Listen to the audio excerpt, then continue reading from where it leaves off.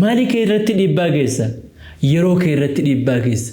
Wanti yeroo kee irratti dhiibbaa geessu jireenya kee irratti dhiibbaa geessa. Fiilmii musalsalaata walitti dheeraa walitti hidhamaa ta'e teettee isa hordofta. Akka gaarii qama'een mirqaana jettee haayilaandii takkaa fi jimaa tokko qabattee teessoo tokkorra taa'aa oolta jechuudha. Wantoonni akkanaa kun maal si godhan? Wanta kaayoo kenna karatti sakaalanii hambisan fedhii ofiitiif bitamuu jechuudha.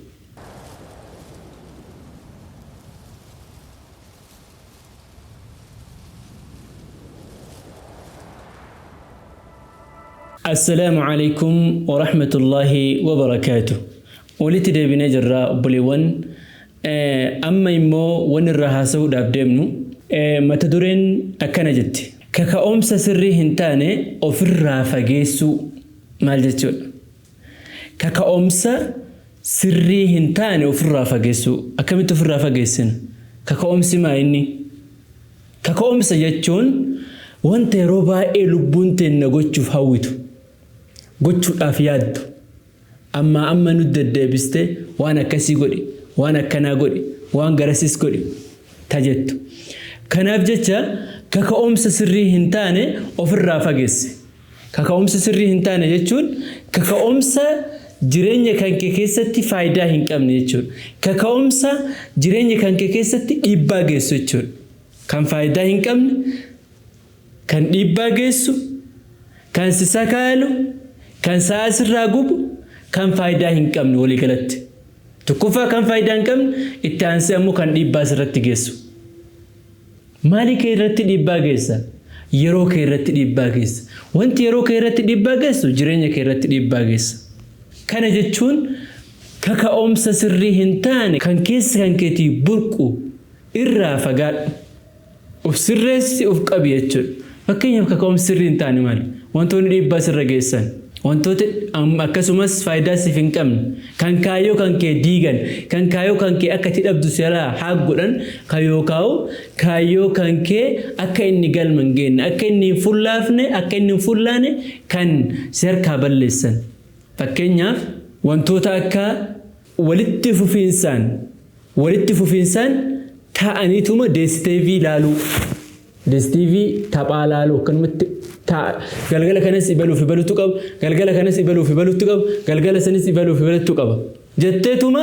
ati waan hojjettu san dhiiste kanaaf bakka kennita jechuudha faayidaa siif qabaan kun televiziyoona ilaaluu deemta DSTV taphatu jira ibaluu fi balutu qaba jettee sa'aatii kan kee cuftee yeroo silaa waa fayyadamtutti yeroo yookaan waa dubbistutti yeroo akka suuqii kan kee gurgurtutti yeroo barnoota kan kee hordoftutti kana mara cuftee DSTV ilaaluu deemta.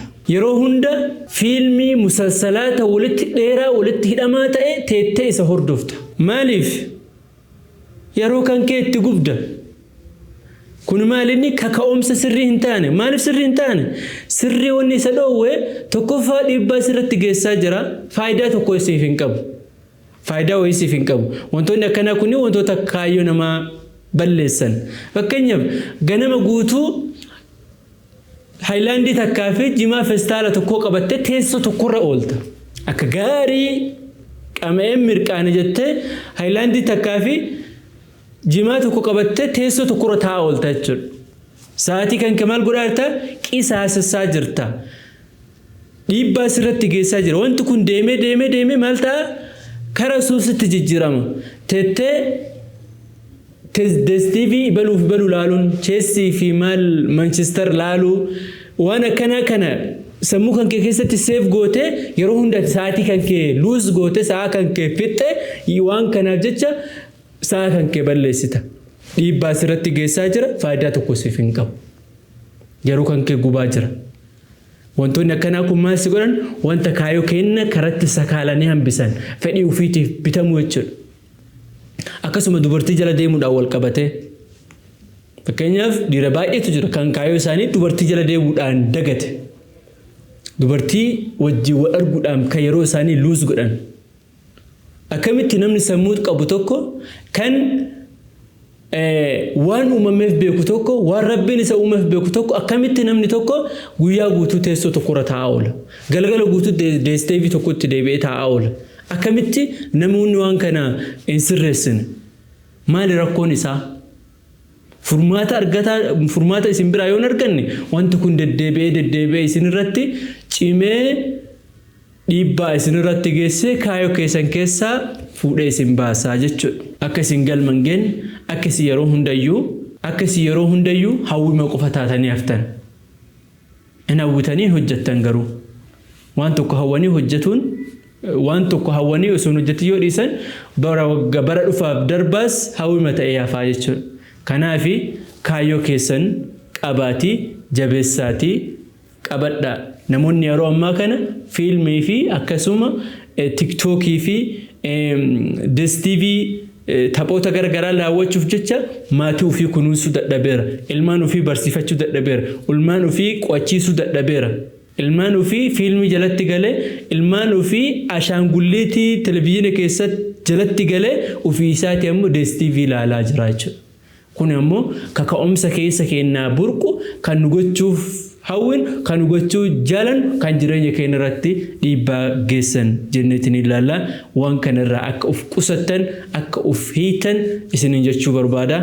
Wassalaamu alaykum wa rahmatullahi wa barakatuh.